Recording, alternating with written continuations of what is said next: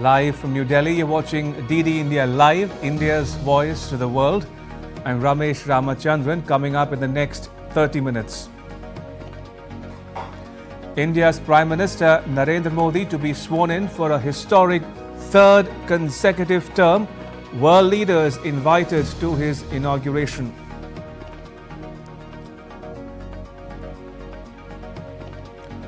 The Netherlands kicks off four-day European Parliament election. European far-right parties expected to make gains in the poll.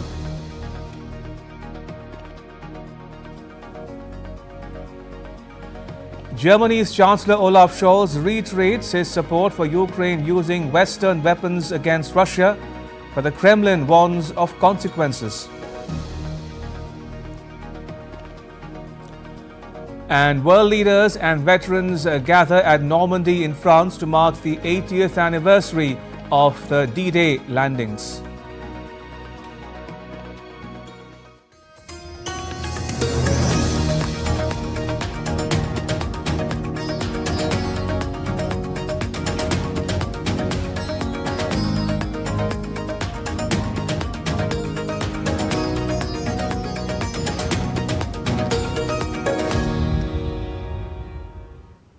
Narendra Modi is all set to take charge as India's Prime Minister for a historic third consecutive term. Leaders from Asia, Europe, Africa and the Caribbean congratulated Prime Minister Modi on his win in the parliamentary election. Congratulatory messages also poured in from the leaders of Nordic nations such as Denmark and Norway. Australia's Prime Minister Anthony Albanese congratulated Prime Minister Modi. He said on a post on X, and I quote, "Great to speak with Narendra Modi today to congratulate him on his election victory. Australia and India are close friends with strong strategic, economic and cultural ties. We look forward to growing our partnership in 2024 and beyond," unquote. New Delhi was sending out invitations to world leaders for the swearing-in of Prime Minister Narendra Modi's third term. Sri Lanka's President Ranil Wickremesinghe has accepted Prime Minister Modi's invitation to attend his swearing-in ceremony. Bangladesh's Prime Minister Sheikh Hasina also would be travelling to New Delhi for the oath-taking ceremony. Our Honorable Prime Minister Sheikh Hasina is coming tomorrow, and definitely she will take the part of oath ceremonial program. You know very well that Honorable Prime Minister of India Narendra Modi has invited our Prime Minister, and she has already accepted it and going to join the oath ceremonial program, which will be held the day after tomorrow. We hope that there should have some important meetings between the two leaders.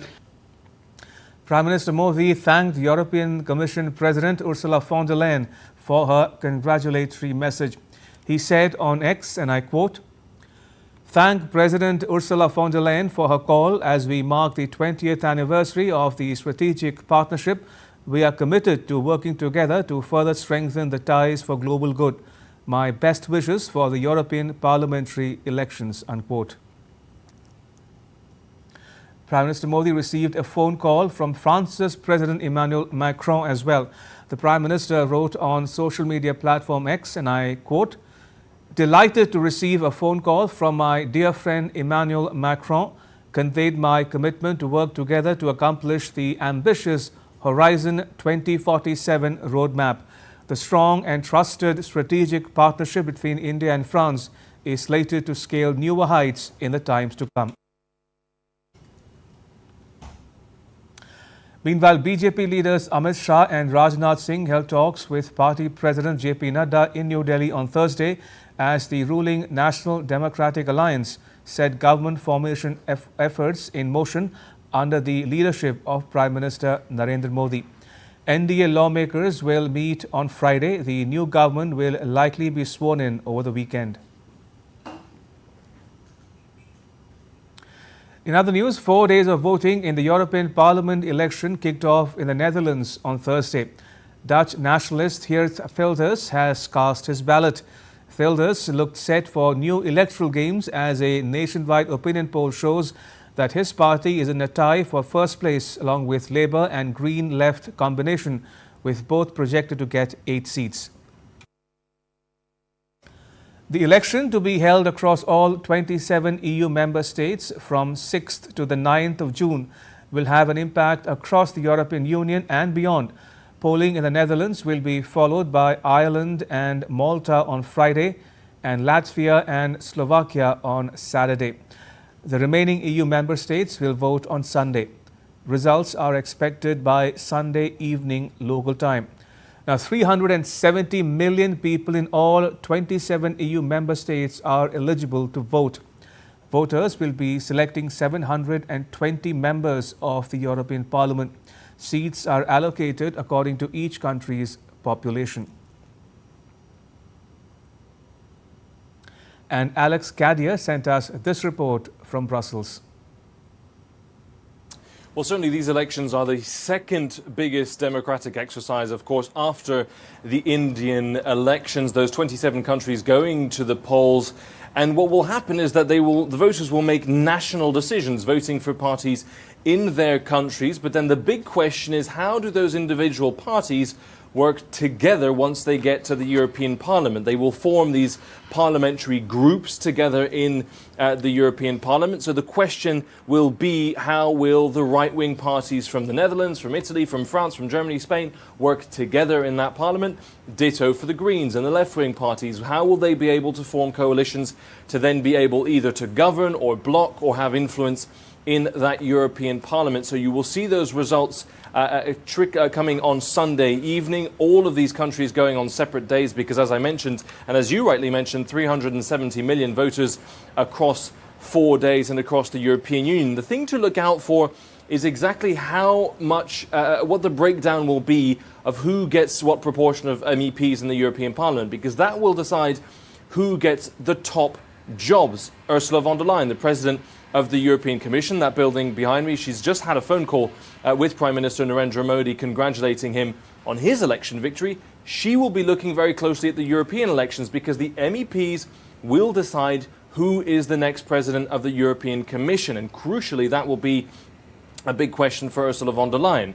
The other thing to expect is to see which political direction the continent goes in. The last time we had European elections was back in 2019, before the COVID pandemic, before the invasion of Ukraine, before inflation, before the migration crisis in Europe. It's all to play for in the coming days in Europe.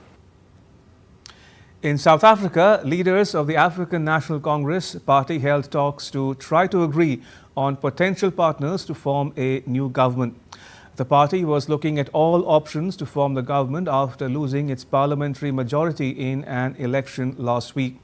The announcement was made by the party Secretary General hours before its National Executive Committee was due to meet. Chris Okamringa has more from Kinshasa, the capital of the Democratic Republic of the Congo. Senior officials of the African National Congress Party are holding talks about sharing power. The development follows the party's loss of its parliamentary majority in South Africa's election late last month. The party garnered 40.2% of the vote, down from 57.5% in 2019. The ANC's closest challenger, the Democratic Alliance, got 21.8% of the vote. Talks between them are likely to be tough because of the criticism that the leaders of the Democratic Alliance have been leveling at the ANC. The ANC Secretary General, Fikile Mbalula, told journalists that President Cyril Ramaphosa will announce the decision reached by the National Executive Committee after their meeting. South Africa is one of the continent's most developed countries, but it has some of the world's highest unemployment rates. The ANC accepted the outcome of the polls last week, describing it as the strength of the country's democracy. Chris Ochamringa in Kinshasa for DD India. And going back to Europe, Britain's Labour Party accused the country's Prime Minister Rishi Sunak of lying that Labour would increase taxes by more than $2,500 for a family.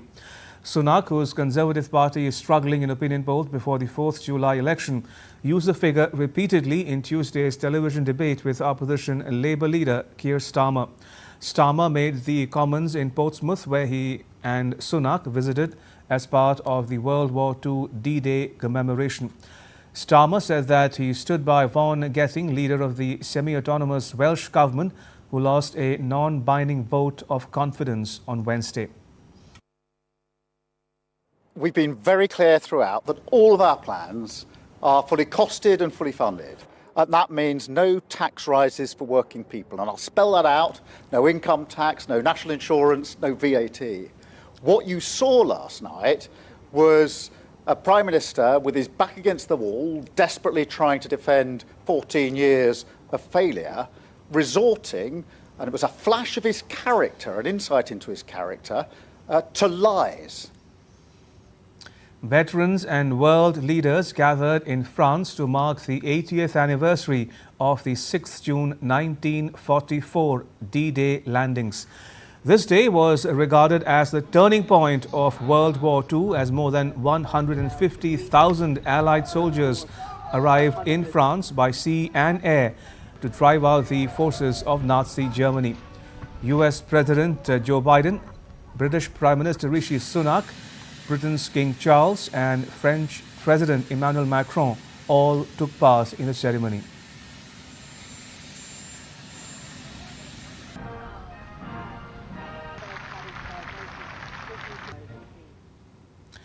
British Prime Minister Rishi Sunak paid tributes to D-Day veterans. Addressing a British ceremony in France, Sunak said that he was humbled to be in the presence of the veterans and praised their humility and heroism. He landed in the first wave. 80 years ago, the weather broke, and the greatest invasion force in history left the shores of Britain to liberate Europe. We are here today to remember the sacrifice of the tens of thousands who did not make it home. And we are here to honor the service of those who did. US President Joe Biden met the veterans who took part in the D-Day landings commemoration in France. Thanking the surviving veterans for their bravery and sacrifice, Biden and First Lady Jill Biden presented a commemorative coin to each veteran. After engaging warmly with Britain's King Charles and Queen Camilla, France's President Emmanuel Macron bid farewell to the royal couple by blowing kisses and waved goodbye to British Prime Minister Rishi Sunak. This took place after the D-Day commemoration in France, where the principal ceremonies were held on Thursday.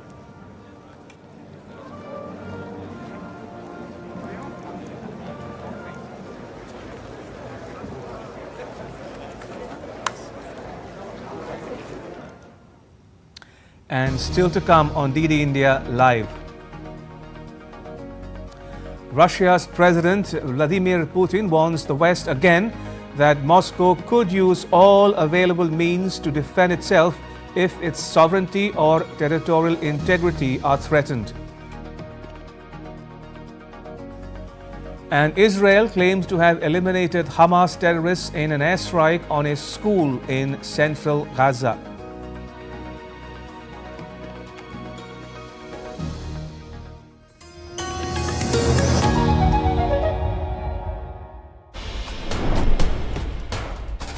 Wherever news breaks, whatever it takes. Connecting corners, cutting across continents. Stories that matter from across the globe. Accurate, authentic journalism that serves you right. From politics to glamour, from sports to world affairs, with a fusion of aesthetics and substance. Introducing news in a new avatar. Experience the world through a new lens. Stay tuned to DD India for an exciting journey beyond borders.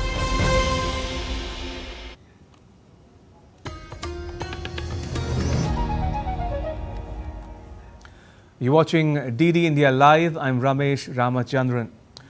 The Kremlin on Thursday said that the West, which supplies Ukraine with weapons to directly strike at Russia, will definitely face consequences.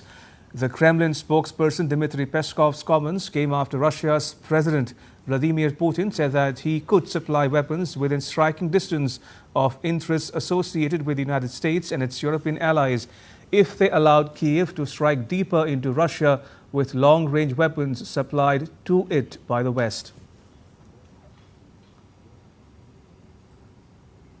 On Wednesday, Russia's President Vladimir Putin cautioned the West that Russia could use all available means to defend itself if its sovereignty or territorial integrity were threatened. Speaking to editors of international news agencies at St. Petersburg, Putin said that Russia's nuclear doctrine permits such weapons to be used in response to a number of threats. But he added that Russia had no such plans to attack NATO member states.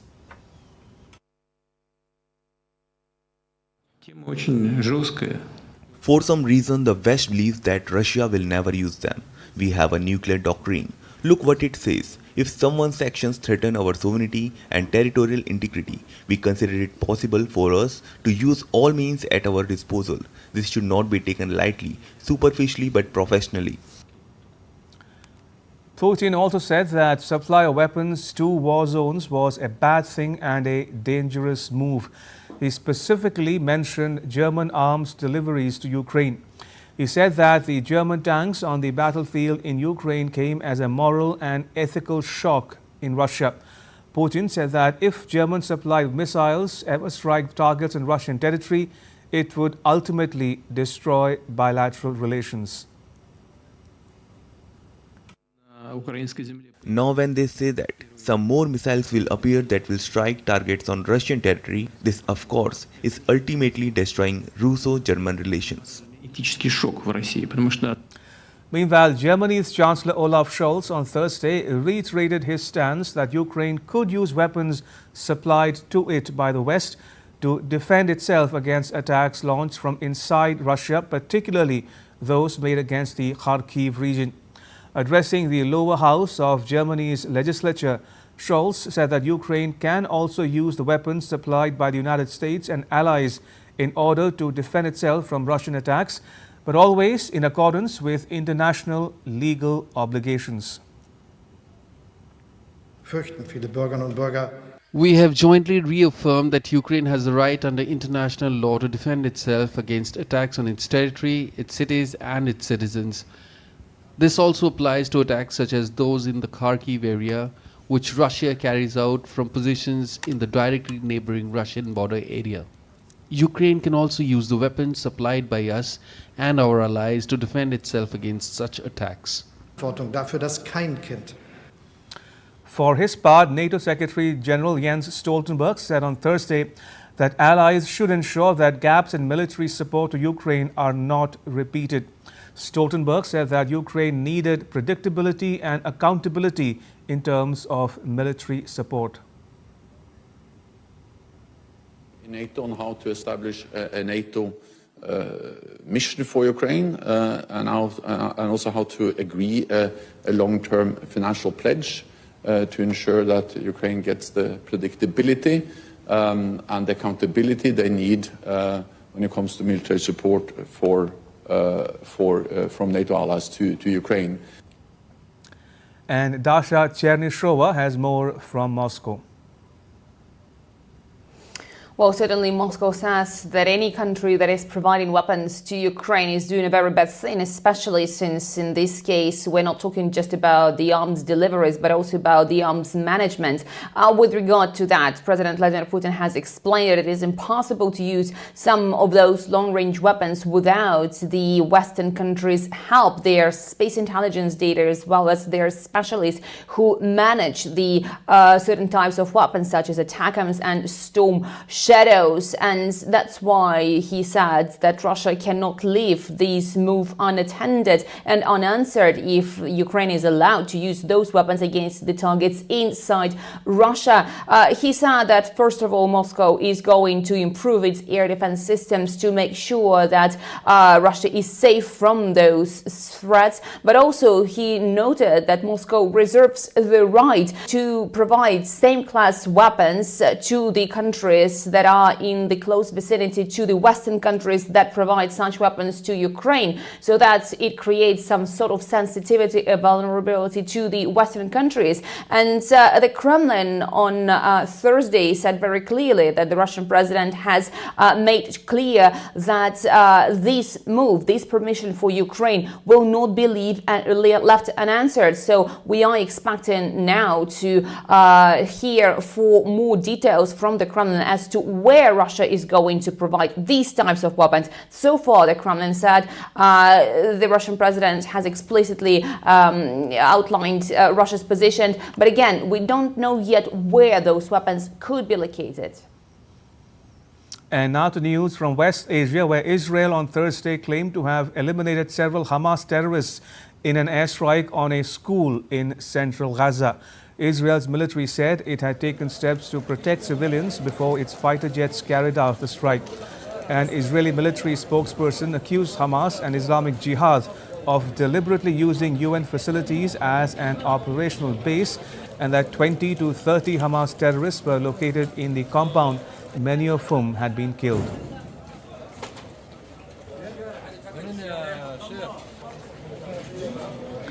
Meanwhile, Israel struck Hezbollah targets in Lebanon on Thursday after the group carried out airstrikes inside Israel's territory. An Israeli military video showed its forces hitting a Hezbollah observation post near the Lebanese town of Khiam and a military structure near the village of Aita Ashab.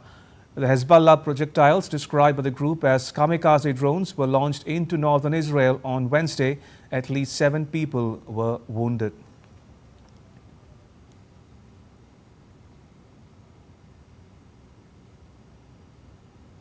Meanwhile, negotiations continue between Israel and Hamas aimed at securing a ceasefire and the release of hostages. The United States, the United Kingdom, Canada, Germany and several other countries have called on Hamas to accept a proposal by US President Joe Biden for a permanent ceasefire in the enclave.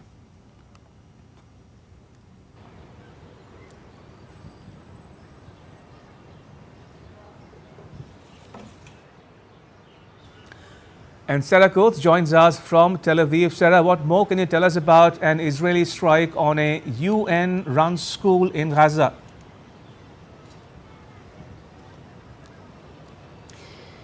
Hello there, Ramesh. What we are hearing coming in from the ground, according to health authorities, these hospitals are completely overwhelmed. You did mention there these claims from the Hamas-run Gaza Health Ministry saying that at least 35 people have been killed, many more injured. And you also mentioned what with the statement that we have heard from the Israelis. It was claiming that a number of Palestinian Islamic Jihad and also Hamas fighters were actually using this UN-run school to carry out terror activities, to shelter in this area, saying that the strike that happened in the very early hours of this morning was a precise strike, saying the terrorists were embedded there. The IDF saying that it had extensive precautions to reduce harm to civilians. We also have a statement now from the UN's Palestinian Refugee Agency, UNRWA, the head of that organisation, Philip Lazzarini. He says that some 6,000 internally displaced people were sheltering in this school, saying that claims that armed groups may have been inside the shelter are shocking, adding that we are unable to verify these claims. But really what this is doing, what this has done, is really piling more pressure for an immediate ceasefire to come into effect. And this is why the United States and allies have signed this joint letter calling for Hamas to immediately accept this proposal that is on the table to see the release of these remaining Israeli hostages, and also for a ceasefire in the Strip. Still no response yet from Hamas. Ramesh. Also, Sarah, how's the situation in northern Israel along the country's border with Lebanon?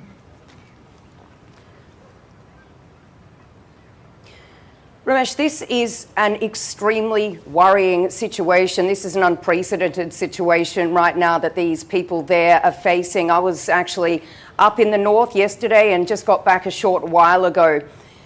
It is an incredible situation that really has the potential of developing very soon into a full-scale war. I was speaking to some top intelligence people up there who have said to me that right now, while there's a lot of focus on post-war and the day after the war in Gaza, they are preparing for the day of war. Certainly a lot of concern. We do need to remember that some 60,000 people have been displaced from these border communities.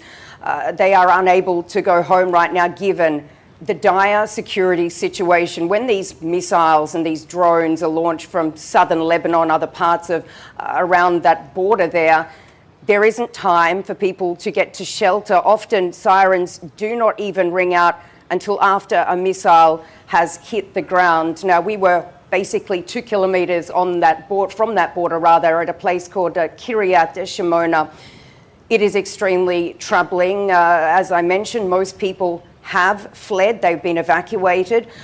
Some do remain, of course, protecting their communities, and we do need to remember that massive fires broke out there in northern Israel over the last few days as a result of these missiles, these rockets being fired into Israel. But certainly a lot of concern. As I said, the Israeli Prime Minister Benjamin Netanyahu, who actually visited the town of Kiryat Shimona late yesterday, he said that we are ready with an extremely powerful response to these Hezbollah attacks.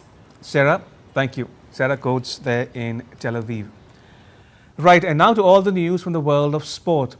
At the French Open, #1 seed Iga Swiatek will take on Coco Gauff of the US in the women's singles semi-final in a short while from now. On the other hand, Aryna Sabalenka of Belarus was sent crashing out of the tournament after a shocking quarter-final loss to Russian teenager Mira Andreeva, while Jasmine Paolini staved off a fight back from 4th seed Elena Rybakina to seal a stunning 6-2, 4-6, 6-4 win. Ross Cullen has more from Paris.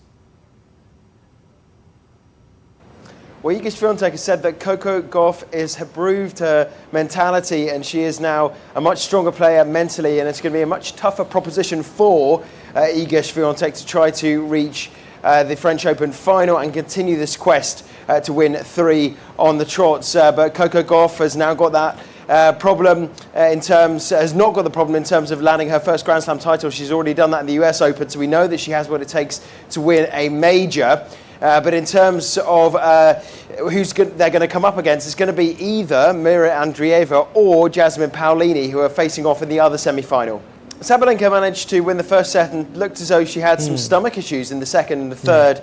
Some kind of problem. She certainly wasn't at her best, and she had admitted going into this tournament that she does know that although she has a strength, Aryna Sabalenka, on hard courts, when it comes to clay courts, such as here in Paris, she knows that Iga Swiatek is the dominant force on this surface. But she was trying to get through and maybe break that duck and try to win a French Open title for the first time, Aryna Sabalenka, after winning 2 Aussie Open titles. But she is now out, really struggling against the 17-year-old Russian, Mira Andreeva. Now, she becomes the youngest player to make the French Open semi-finals since Martina Hingis.